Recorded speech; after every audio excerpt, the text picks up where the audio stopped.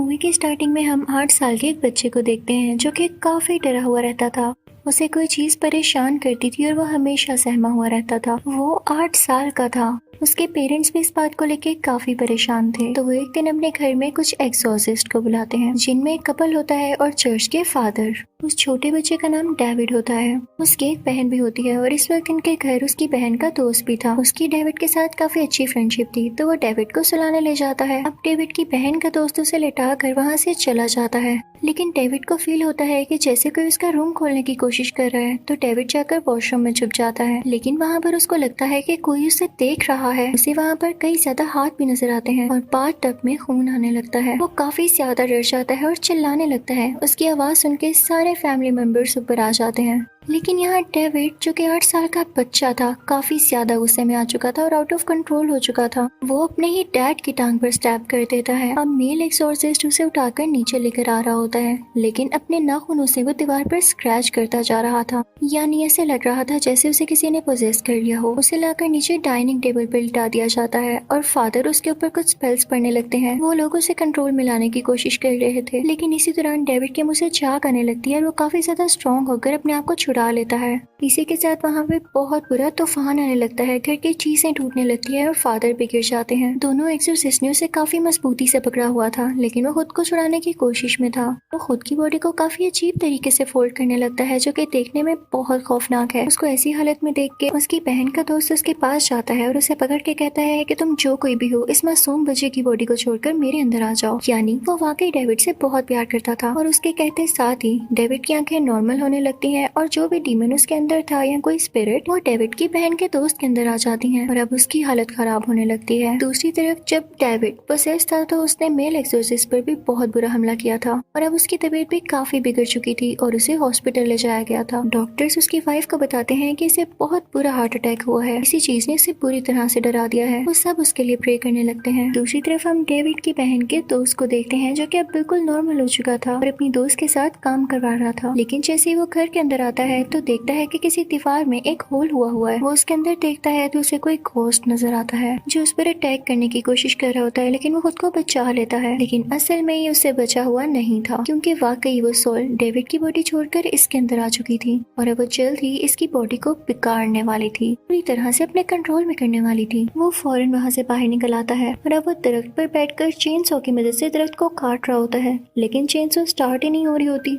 तभी उसे अपने साथ खिड़की पर कोई घोस्ट दिखाई देता है जो कि उसे ही देख रहा था और तभी चेनसो स्टार्ट हो जाती है। उससे उसकी बॉडी बिगड़ सकती थी, लेकिन इससे पहले ही वो चेनसो नीचे गिर जाती है और उसकी जान बच जाती है। वो काफी डर जाता है और अपनी गाड़ी लेकर वहाँ से जाने लगता है, लेकिन उसे रोक लिया जाता है। उधर हॉस्पिटल में भी जब मेल एक्सोर्सिस्ट को होश आती है तो वो भी यही कहता है कि डेविड की बॉडी को वो सोल छोड़कर अब उस लड़के की बॉडी में आ चुकी है, जो कि डेविड की बहन का दोस्त है। वो अपनी वाइफ से कहता है कि फौरन उनको कॉल करो और उन्हें बताओ कि सोल बहुत खतरनाक है और उससे बच कर रहे। उसकी वाइफ जब डेविड की बहन को कॉल कर रही होती है तो वो कॉल नहीं उठा पाती, क्योंकि वो बहुत लाउड म्यूजिक लगा के डांस कर रही होती है ताकि उसका दोस्त अच्छा फील करे। इसी दौरान डेविड की बहन के दोस्त की तबीयत काफी खराब होने लगती है, क्योंकि वो अपने कंट्रोल में नहीं था। उसे समझ ही नहीं आ रहा था कि वो यहाँ खड़ा कैसे है। वो काफी वीक फील करने लगता है। जब फीमेल एक्सोर्सिस्ट की कॉल कोई नहीं उठाता तो वो परेशान हो जाती है। वो फौरन से पुलिस को कॉल करती है और उनसे कहती है कि आप फौरन से डेविड के घर चले जाएं। अब डेविड की बहन जिस दूसरे आदमी के साथ डांस कर रही होती है वो एक घोस्ट में बदल जाता है। उसकी शक्ल काफी अजीब हो जाती है और वो उसको डराने लगता है। वो काफी चिल्लाती है क्योंकि वो काफी डर चुकी थी और अपने दोस्त को लेके वहाँ से चली जाती है। दूसरी तरफ से पुलिस भी आ रही होती है। अब डेविड की बहन का दोस्त निकलते निकलते अपनी नाइफ से उस पर अटैक कर देता है और उसे मार डालता है। उसके कपड़ों पर काफी खून लगा हुआ था और जब वो बाहर निकलता है तो पुलिस मैन उसे देख लेता है। उस लड़के की आंखें काफी चेंज थी, क्योंकि उसमें सोल जो थी। वो पुलिस से बात नहीं करता तो पुलिस मैन उससे कहता है कि तुम्हारे कपड़ों पर खून भी लगा हुआ है तो मेरे साथ आओ। अब हम देखते हैं कि वो मेल और फीमेल दोनों एक्सोर्सिस्ट के साथ बैठा होता है। वो उससे कहते हैं कि हम ये देखना चाहते हैं कि तुम में सोल है या नहीं। तुम बाइबल पढ़ना शुरू करो। अगर तुमने बाइबल पढ़ ली तो इसका ये मतलब है कि वो सोल अभी तुम्हारे अंदर नहीं है, क्योंकि अगर वो तुम्हारे अंदर होगी तो तुम्हें वो बाइबल नहीं पढ़ने देगी। अब जब वो लड़का बाइबल पढ़ना शुरू करता है तो उसे पता चलता है कि मेरे अंदर अभी कोई सोल नहीं है, क्योंकि वो बाइबल पढ़ पा रहा था और इसने जिस आदमी को मारा था इस बात बारे में केस भी बन चुका था और इसे पुलिस अरेस्ट करने वाली थी। लेकिन तभी वहाँ पर इस लड़के की लॉयर आ जाती है। वो दोनों एक्सोर्सिस्ट उस लॉयर से कहते हैं कि इस लड़के ने नहीं मारा, इसमें कोई सोल है, कोई गोस्ट है जिसने उस आदमी को मार दिया। और ये लोग ये भी बता रहे हैं कि उस आदमी में भी कोई गोस्ट आ गया था। तो लॉयर कहती है कि तुम लोग प्लीज असली दुनिया में आ जाओ। कौन ऐसी बातों पर यकीन करेगा? वो तो यही कहेंगे कि अपने सर से लोग क्राइम टाल रहे हैं। वो लॉयर किसी भी सूरत नहीं मान रही होती कि ये किसी डीमन या सोल का काम है। तो वो मेल एक्सोर्सिस्ट से कहता है कि ठीक है, रात को आप घर आइएगा, मैं आपको खुद दिखाऊंगा वो डीमन। अगर आपको वो डीमन ना दिखाई दिया तो बेशक आप उस लड़के को अरेस्ट कर लीजिएगा। तो लॉयर कहती है कि ठीक है, मैं आ जाऊंगी। वो बहुत कॉन्फिडेंट होती है। नेक्स्ट सीन हम कोर्ट का देखते हैं, क्योंकि अब उस लॉयर को भी यकीन हो चुका था कि ये काम डीमन का है। वो जज को बोलती है कि ये मर्डर डीमन ने किया है, लेकिन जज उसकी किसी बात पर यकीन नहीं करता और कहता है कि ये फजूल बहाना है और उसे सजाए कैद होगी, यानी लाइफ टाइम के लिए वो जेल में रहेगा। लेकिन वो एक्सोर्सिस्ट कपल कहता है कि हम उस लड़के को इनोसेंट ठहरा के रहेंगे, क्योंकि वो भी जानते थे कि वो मर्डर नहीं कर सकता, इसके पीछे जरूर कोई सोल है। अब ये इस केस पर इन्वेस्टिगेशन खुद करने लगते हैं। वो दोनों उस दिन के रिकॉर्डिंग सुनने लगते हैं जब ये केस हुआ और ये सब एक साथ डांस कर रहे थे। उसके बाद ये दोनों उस जगह जाते हैं जहाँ पर डेविड पहली बार डरा था और उसे कोई गोस्ट नजर आया। इनफैक्ट इस रूम में एक वाटर बेड हुआ करता था। जब डेविड उस वाटर बेड पर खेल रहा था और जंप्स लगा रहा था तो अचानक से उस वाटर बेड के अंदर से किसी का हाथ आया और उसने डेविड को पकड़ लिया। वो कोई गोस्ट था। उस रूम का फ्लोर भी खराब हुआ था। तो वो एक्सोर्सिस्ट डेविड की मदर को बताते हैं कि किसी गोस्ट का ही काम है। अब वो एक्सोर्सिस्ट कपल और डेविड की बहन उस रूम के नीचे जाते हैं, यानी उस रूम के नीचे जो जगह थी। जब डेविड की बहन उसके अंदर जाती है तो देखती है वहाँ बहुत सारे रैट्स हैं। वहाँ पर एक अजीबोगरीब स्कल भी है। वो उसकी पिक्चर लेती है और फिर आकर सबको दिखाती है। सब कहते हैं कि हमने आज तक ऐसा स्कल कहीं नहीं देखा। चर्च के फादर भी कहते हैं कि मैंने भी आज तक ऐसा स्कल नहीं देखा। तुम लोग ये बात किसी और फादर को बताओ जो कि मुझसे सीनियर हो। अब वो एक्सोर्सिस्ट कपल जब दूसरे फादर के पास जाता है तो वो फादर इनसे कहते हैं कि ऐसा स्कल मैं पहले कहीं देख चुका हूँ, लेकिन वो बिल्कुल ऐसा नहीं था। वो उनको अपनी कलेक्शन दिखाते हैं और दूसरे सीन में हम एक लेडी को देखते हैं जो कि किसी किस्म का ब्लैक मैजिक कर रही होती है, क्योंकि उसके पास एक अजीबोगरीब टेबल थी जिस पर उसने ब्लैक कैंडल जलाई थी और उस लड़के की भी पिक्चर उसके पास थी, यानी डेविड की बहन के दोस्त की। वो अजीबोगरीब लेडी कोई मैजिक करती थी जिससे इंसान को हेलुसिनेशंस होने लगती थी और वो डर जाता था। उससे ऐसे लगता था जैसे उसके अलावा भी कोई है उसके पास, यानी जैसे कोई डीमन या कोई सोल वगैरह। फिर मेल एक्सोर्सिस्ट एक डिटेक्टिव से मिलता है। वो डिटेक्टिव कहता है कि मैंने ऐसा स्कल पहले भी देख रखा है। वो कहता है कि पहले भी कोई ऐसा केस था जिसमें मैंने ये स्कल देखा। तो फीमेल एक्सोर्सिस्ट कहती है कि इस बार केस में डीमंस का हाथ है। तो वो डिटेक्टिव कहता है कि मेरे साथ मजाक नहीं करो। तो वो दोनों एक्सोर्सिस्ट वहाँ से चले जाते हैं। फीमेल एक्सोर्सिस्ट अपने साथ वो नाइफ भी लिया थी जिससे उस दिन मर्डर हुआ था। डिटेक्टिव उनसे कहता है कि जिस केस की मैं बात कर रहा हूँ उसमें 2 लड़कियां थीं जो कि मारी गईं,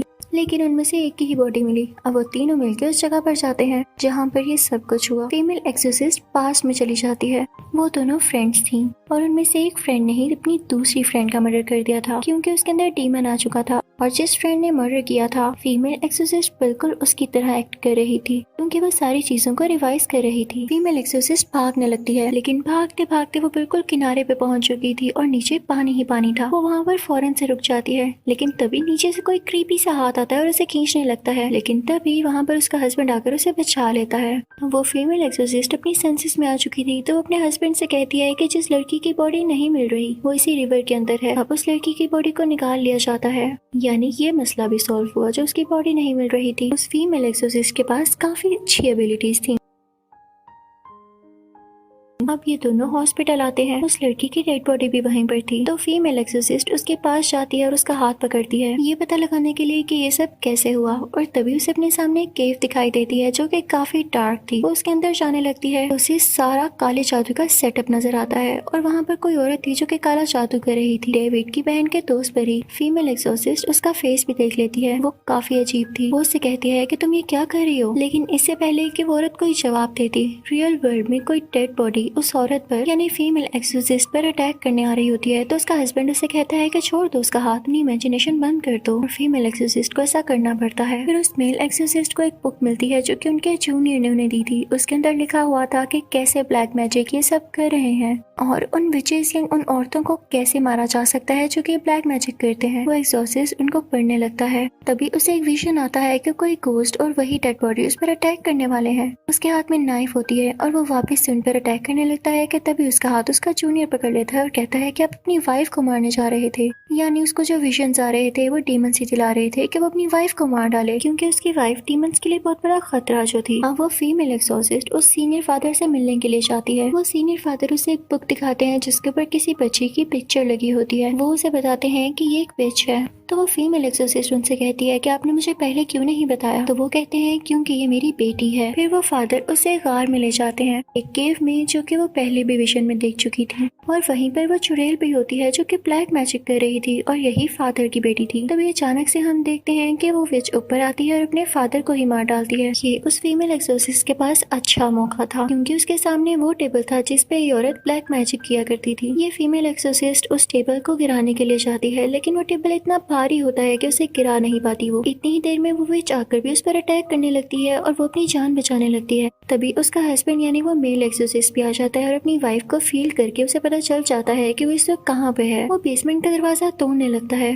अब नीचे वो फीमेल एक्सोसिस्ट काफी मुश्किल में होती है, क्योंकि वो वहाँ से भाग रही होती है लेकिन उसे रास्ता नहीं मिल रहा होता। इतनी ही देर में उसे अपने सामने मिरर नजर आता है। वो हर तरफ खुद को देख पा रही थी और तभी वो बुरी औरत यानी विच आकर उस पर चाकू से अटैक करने लगती है। फीमेल एक्सोसिस्ट उसे पत्थर मारती है और वहाँ से भाग जाती है। अब वो विच उस मेल एक्सोसिस्ट के पास जाती है उसके वाइफ के रूप में और उसे अपने कंट्रोल में कर लेती है। दूसरी तरफ हम ये देखते हैं कि डेविड की बहन का दोस्त काफी बीमार था, क्योंकि उसे जेल में बांधा गया था। एक बात तो ये थी कि उस पर एक मर्डर का इल्जाम था और दूसरा ये कि उसमें कोई सोल बार बार आ रही थी। उसकी बॉडी यहाँ काफी अजीब तरह मूव करने लगती है और उसकी तबीयत बिगड़ने लगती है। दूसरी तरफ विच उस मेल एक्सोसिस्ट को ऑर्डर देती है कि हैमर से अपनी बीवी को मारने जाओ। मेल एक्सोसिस्ट पूरी तरह से विच के कंट्रोल में था, तो वो हैमर लेके अपनी बीवी को मारने जा रहा होता है। लेकिन तभी उन्हें पुराना वक्त याद आ जाता है, जब वो अपनी बीवी से पहली बार मिले और उन्हें सब याद आ जाता है कि वो अपनी बीवी और अपनी फैमिली से कितना प्यार करते हैं। वो नॉर्मल होने लगते हैं और हैमर लेके सीधा उस टेबल की तरफ बढ़ते हैं जो कि विच की थी और जिस पर विच ब्लैक मैजिक किया करती थी। वो उस टेबल को तोड़ देते हैं, जो कि आज तक कोई न कर पाया। अब यहाँ पे वो मेल एक्सोसिस्ट बिल्कुल नॉर्मल हो जाते हैं। वो विच भी काफी वीक होके मारी जाती है। दूसरी तरफ डेविड की बहन का दोस्त भी अब बिल्कुल ठीक हो चुका था, क्योंकि वो सोल्स जो वो विच कंट्रोल कर रही थी उसकी बॉडी से निकल जाती हैं और सारा ब्लैक मैजिक का असर खत्म हो जाता है। अब लास्ट सीन में हम देखते हैं कि डेविड की बहन काफी परेशान होती है, क्योंकि कोर्ट में ये बताया जाता है कि उसके दोस्त को 5 साल की सजा हो रही है, क्योंकि कोर्ट अभी भी इस बात पर बिलीव नहीं करती कि कोई डीमन इस तरह का काम कर सकता है। डेविड की बहन के दोस्त को जेल होने के बावजूद डेविड की बहन उससे शादी कर लेती है और इसे जेल में मिलने जाया करती थी। लेकिन बाकी केसेस सॉल्व हो चुके थे। वो सारे डीमंस जो इन लोगों की बॉडीज में आकर इनको तंग किया करते थे वो अब जा चुके थे और ब्लैक मैजिक का असर भी खत्म हो चुका था। इसी के साथ ये मूवी भी एंड हो जाती है। Thank you for watching.